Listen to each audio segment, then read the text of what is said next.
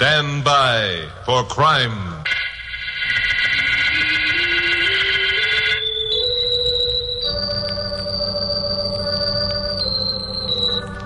Hi, Chuck Morgan. You know, right now, just about every large American city has a threat of communism. It's an insidious thing, dangerous, and a little bit frightening. In some cities, it's worse than others. Here in Los Angeles, where I work as a newscaster on radio station KOP, we feel that the threat is more than frightening. It's a menace that must be stamped out if our way of life is to survive. Most any day, you can turn the dial of your radio or pick up a newspaper and read where the Committee on Un-American Activities is investigating some well-known Hollywood celebrity. It gives you a queer feeling when you see those familiar names. You wonder who's going to be next and why. And you find yourself groping for an answer to this disease that is doing its best to undermine Americanism. Those were the thoughts that were running through my mind when I came into my office a few weeks ago and found the script for my 7 o'clock broadcast lying on my desk. I read it through and got a jolt that set me back on my heels. Just as I finished, my blonde secretary, Carol Curtis, came in. Hi, Chucky boy. Hi. Who wrote this? Who wrote what? This script, my 7 o'clock broadcast. Oh, I forgot to tell you. Pappy wrote it. He asked me to leave it on your desk. Pappy? Well, sure. What's wrong with that? After all, Chuck, Pappy owns KOP, and if he wants... Where are you going? Never mind. Now, you get at that typewriter and knock out another script. This one's out. See you later.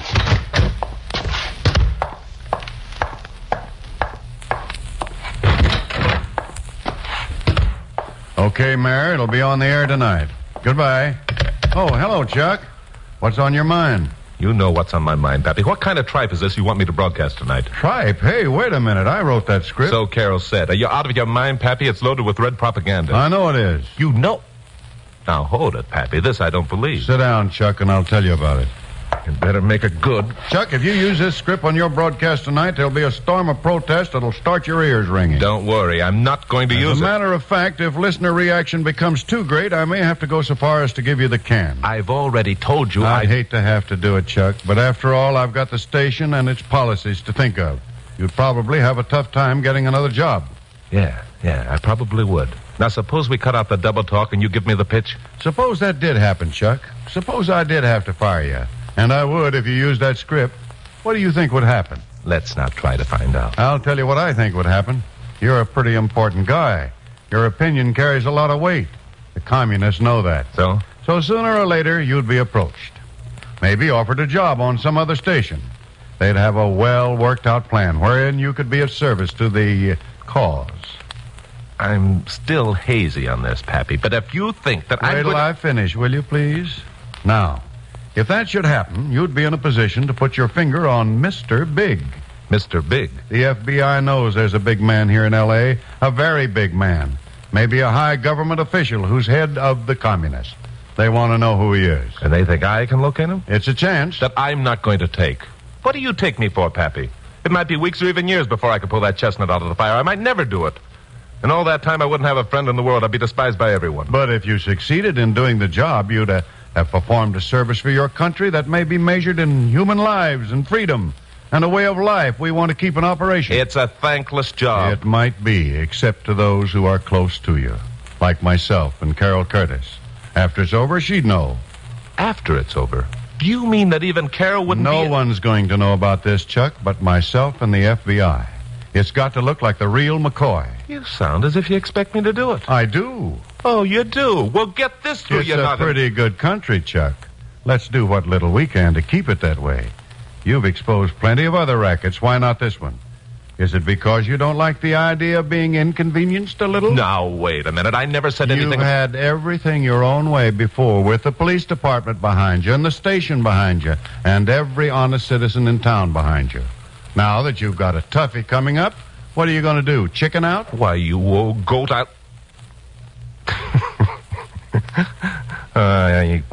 don't let anyone tell you you're not a salesman, because you're not. I just happen to like you, that's all. Which means you'll do it. Which means I'll do it, Pappy. But only under the condition that if I'm stoned out of town, you'll give me my job back when I bring you Mr. Big's ears.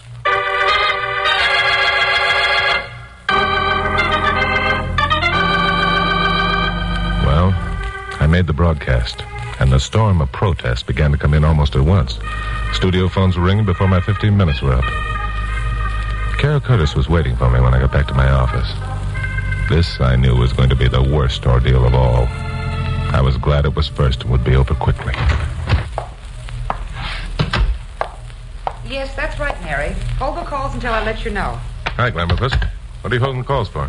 I want to talk to you. Okay, go ahead and talk. I heard the broadcast. Naturally, it's one of the jobs you paid for. What's behind it, Chuck? Behind what? You know what I'm talking about. You know what those telephone calls were about. You didn't mean any of those things you mentioned while you were on the air, did you? Of course I meant them. But, Chuck, it was red stuff. It was un-American. Don't be silly. It depends how you look at it. Well, at least half the city's looking at it the wrong way. Oh, golly, I'll be glad when it gets to be 11 o'clock. Then you can tell everybody you were kidding. I wasn't kidding. Now, look, you get paid to be my secretary, not my critic. Get over to that typewriter and Stop it, Chuck. I want to know the truth.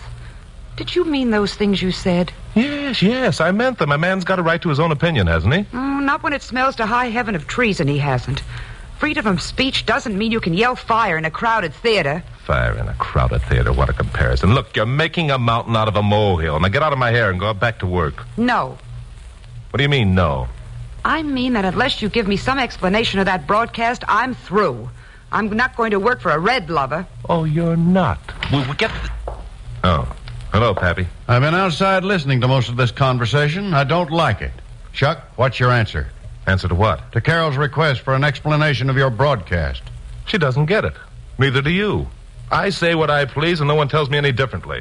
Now, will you two scram so I can go to work on my 11 o'clock show? Oh, so you think you're a pretty big man, do you? Say anything you please, and no one tells you differently. Well, let me tell you something. There isn't going to be any 11 o'clock broadcast by Chuck Morgan. Not on KOP. You're fired. Well, it was a pretty good act. Carol was convinced, all right. I don't believe I'll ever forget the expression of disbelief and horror and hurt on her face when I walked out of that office. It gave me a queer feeling of hopelessness, as though I'd been convicted of a crime I hadn't committed and lost the respect and love of the one person who was most important in my life. Which, of course, was more or less true. But I didn't have much time to think about it right then. Even though only 10 minutes had elapsed since I'd finished that broadcast, there was a small and angry crowd gathered at the entrance of the fenced-in parking lot. They were waiting for me. A studio cop was holding them back. There he is, red lover! This was worse than I expected. It wasn't going to be easy to take. I walked over to my car and got in. The crowd at the gate was getting bigger. Another cop had arrived. I decided if I were going to get out of there with my whole hide, I'd better be now. I started up and headed for the gate, moving fast in second gear. The cops opened a hole and I headed for it. Then I saw a woman break into the path of my headlights and I had to slow down. Someone pulled her back into the crowd, but I'd almost stopped. Then something came sailing through the air. If my car weren't equipped with unbreakable glass, I would have been knocked silly. It made me mad. I rammed on the brake, stopped within 10 feet, and got out. All right, you bums, come and get it. All right, I'll give it.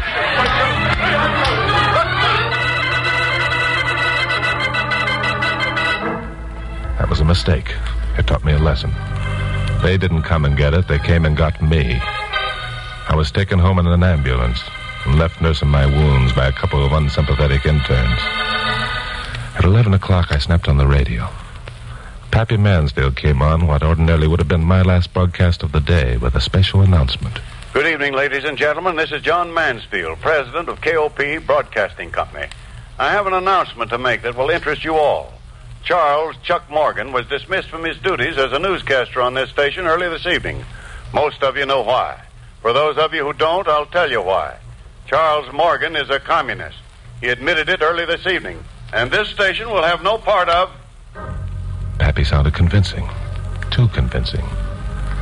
I began wondering if when the time came he'd be able to convince people I was a loyal American citizen and loved being one. That hopeless, not belonging feeling swept over me again. And it grew worse during the next few days. I hoped that Carol might phone, but she didn't. I tried calling a few of my friends, just to feel them out. and got a brush off in every case. But I didn't realize how seriously I was ostracized until I began looking for a job. That was the plan, for me to look for a job and get one if I could. I naturally started in on the other radio stations. It's no use, Mr. Morgan. Mr. Adams told me if you showed up around here to have you thrown out. You got a nerve coming around here, Morgan? Get out! Are you nuts, Morgan? Think I want to lose every advertiser I have by hiring a red? Now, wait a minute. Won't he even talk to me? Well, that took care of the radio stations. Pappy should feel proud of the job he'd done on me. So next I went to work in the newspapers. Only this time I decided to save myself a lot of humiliation by using the phone. The secretaries of the first two publishers I called gave me a fast brush. I expected the same from the third, the Los Angeles Weekly News Ledger. But I didn't get it. This was a surprise. The Ledger, a conservative weekly news magazine, was owned by a man named Travers Bullard. Bullard, a powerfully built, lantern-jawed man, had the reputation for fine principles and square dealings. When the secretary told him I was on the wire, he sent back word he'd like to have me come over for a talk. This was the first sympathetic piece of dialogue I'd had in more than a week. It sounded so good I turned into an eager beaver. I got down to the Ledger office in less than an hour, cooled my heels in an outside waiting room for another hour, and then was ushered in to see Travers Bullard. Hello, Mr. Bullard. Hello, Morgan. So you're looking for a job, are you? I sure am. Not used to hanging around doing nothing. It's not good for men. No, that's right. Still feel the same way you did about things when you made that broadcast last week? Now, look, Mr. Bullard, if you're going to hold that Answer the question. All right. I'll answer it. Yes, I feel the same way. I thought you might. That's why I asked you to come down here. Oh? Yeah. I wanted to tell you face to face what a low-down, sneaking rat you are. I wanted to remind you that America is better off without dirty, stupid traitors like yourself.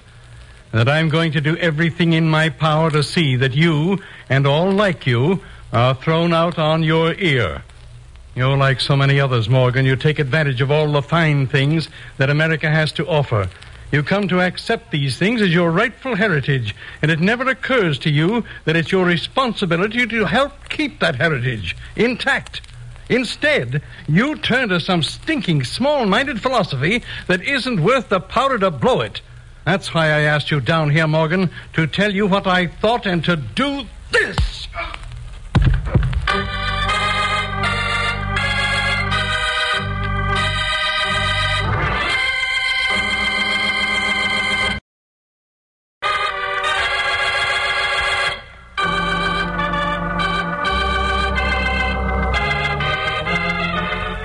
Just for the record, I'd like to say that if you're an American citizen, enjoying the privileges that America has to offer, you're lucky. For the first time in my life, I was deprived of my heritage. And therefore, for the first time, I was knowing its real worth. Freedom of speech, freedom from fear, a sense of belonging, of knowing that I was a part of this great America, that what I said was important, that as an individual I was needed and wanted, and not a sheep that instinctively and blindly followed a leader. Now I was deprived of these blessings. I was on the outside looking in. I was the man without a country, hated, despised, rejected by the free society I loved. It was tough. I thought that if I ever got back my self-respect, I'd never again complain about anything that was American. One night, I was eating dinner in a joint down on Lower Vine Street. May I sit down? Oh, yeah, sure, but you better wait a minute. I want you to know who I am first. You might change your mind. I know who you are. You're Chuck Morgan. Yeah, that's right. Still want to sit down? Of course. You look so lonesome and forlorn sitting here by yourself. I guess that about describes it. I am lonesome and forlorn. Have a drink? No, thank you. This is unbelievable. You have no friends? No. I'm poison to everybody I used to know. Then perhaps you'd like to meet some new friends? Yeah, sure. Now, look, don't waste your time, miss. I tell you... Just call me Maria. Okay, Maria. Don't waste your time. No one wants any part of me. I think perhaps you are wrong. Yeah? Well, then you don't read the papers. Oh, yes. I read the papers every day and listen to the radio, too. Especially the news broadcasts on KOP. Oh, I see. Then, if you are sure that you do see, perhaps you would like to join me and some of my friends at a small gathering we are having. When? This evening. I'm sure you'll find many sympathetic people among those present. Well, sounds like fun. Shall we go? We drove out to a small stucco house on a side street off Washington Boulevard in Culver City. There were half dozen people inside. Nice, ordinary-looking people. They all shook hands with me warmly. Nobody said anything about the broadcast that got me fired. In fact, nothing much of anything happened. Around 11 o'clock, the meeting broke up, and I drove Maria home. The next day, I met her for lunch. And 2 nights later, we attended another meeting. This time, it was at a house in Glendale. None of the same people were there, but this new bunch were just as friendly. One of them was a guy named George Zerba, and he gave me my first inkling of what the score was. Nice bunch of people, don't you think, Mr. Morgan? Call me Chuck. Yeah, they're swell. How are things going with you? Lousy. Kind of tough getting a job when you don't happen to think along the lines of certain people, huh? It's murder. Need any dough? Yeah, I could use a few bucks. Here's 100. And don't worry about paying it back. Well, thanks. Forget it. Ever think of leaving L.A.? Well, I may have to if I don't get a break pretty soon. How about the East Coast? It's okay.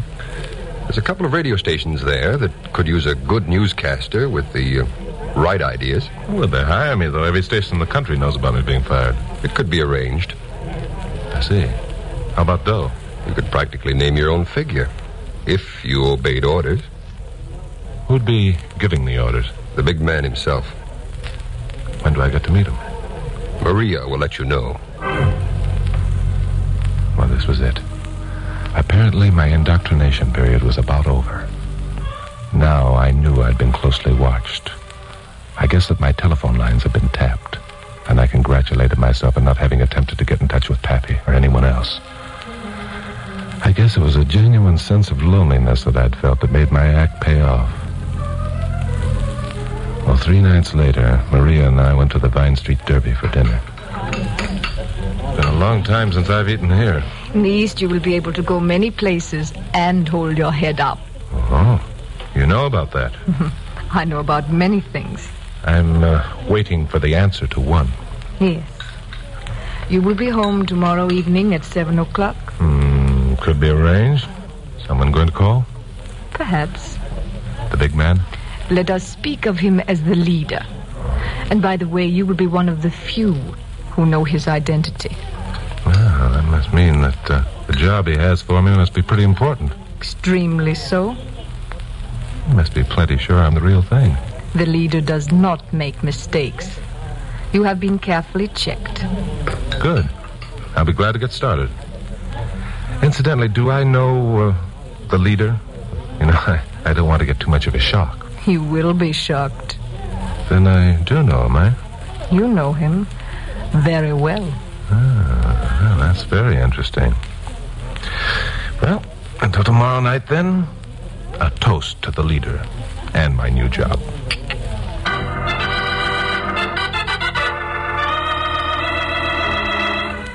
The next day was the longest I'd ever lived. It was hard to believe that the ordeal of the past few weeks was nearly over. That almost as soon as tomorrow I'd be able to sit in front of a microphone at KOP and tell the world that I was an American, and glad of it. By 6:30, I was so nervous my hands were trembling. I went into the kitchen and poured myself a straight shot. I was still there when the door buzzer sounded. Well, here it was. I got up, feeling a sense of anticipation that was almost eerie. Then I forgot everything, in fact, but the job at hand, and crossed to the door. I knew the man who was standing there all right. Knew him very well indeed. It was Pappy Mansfield.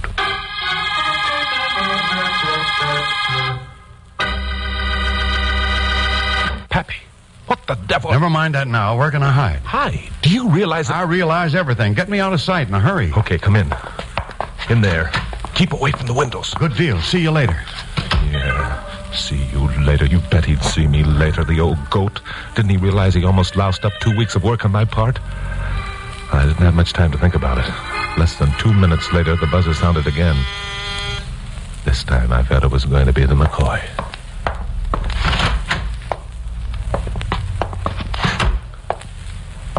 Hello, Chuck. Travers Bullard. Surprised, eh? Yeah. I thought that you... Sorry about that crack on the jaw, my boy. But I had to make sure you were convinced I wasn't the leader.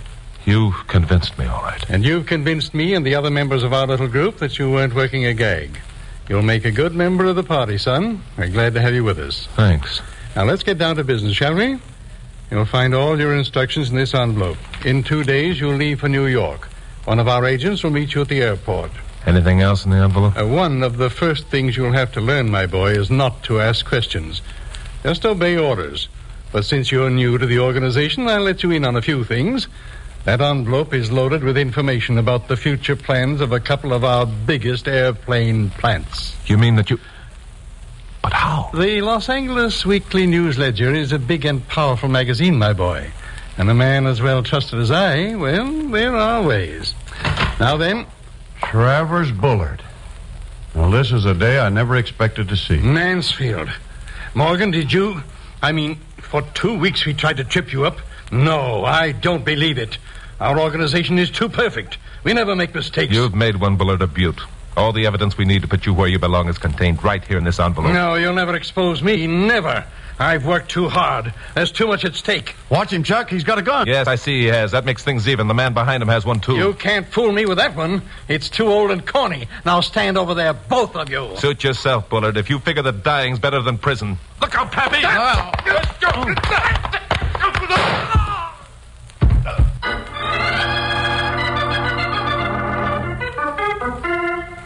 It was quite a fight. Pappy had tripped over a rug, and Bullard, suspecting a trick, had swung on him, which was my cue to repay with interest that crack on the jaw he'd given me down at the Ledger office. Bullard, however, was a powerful man, and it took a lot of doing to get him under control. His gun went off in the fracas, but it didn't hurt anybody. He's still alive. Those of you who listen to my broadcast know where he is now. He's got a private room in a big gray building with iron bars on the window. Pappy and I got back to the station around 10 o'clock. Here's your office, Pappy. Now tell me, what was the idea of almost lousing up my good work by showing up at the apartment 5 minutes before Bullard arrived? Because it occurred to me at the last minute that 2 witnesses to his dialogue would be more effective at a trial, especially with you having seemingly gone over to the Reds. Yeah, I see, you're right. Well, as it turned out, the information contained in the envelope would have been enough. That's right. Trouble is, I didn't know there were going to be an envelope. Well, anyhow, it's okay now. Oh, she's waiting for you in your office. Good night. So long, Pappy. It's good to be back. See you. Hi, Glamour Puss. Hi, Chuck. Your script's ready for the 11 o'clock broadcast. Want to read it over? Oh, I don't know. What's in it? The facts about you exposing Travis Bullard. No kidding. How'd you know about that? Pappy phoned me. Did he now? Mm-hmm. I see you're all in a sweat about having me back. I knew you'd be back. No kidding. How'd you know that? Well, I figured it out. You went ramming out of here that night Pappy wrote your script and yelling at me to write another. And then you came back and said you were going to use the one Pappy wrote. Oh, I'm not so dumb. No, as a matter of fact, you're nowhere near as dumb Don't as... you say it. Don't you dare. If you tell me once more I'm not as dumb as I look, I'll bring you with this typewriter. You know something, Glamour Puss? What? You're a ham. Why, You're putting on an act. What you really want to do is bawl and fling your arms around my neck and tell me you're glad to have me back. I don't. I don't at all. Oh, Chuck. Glamour Puss.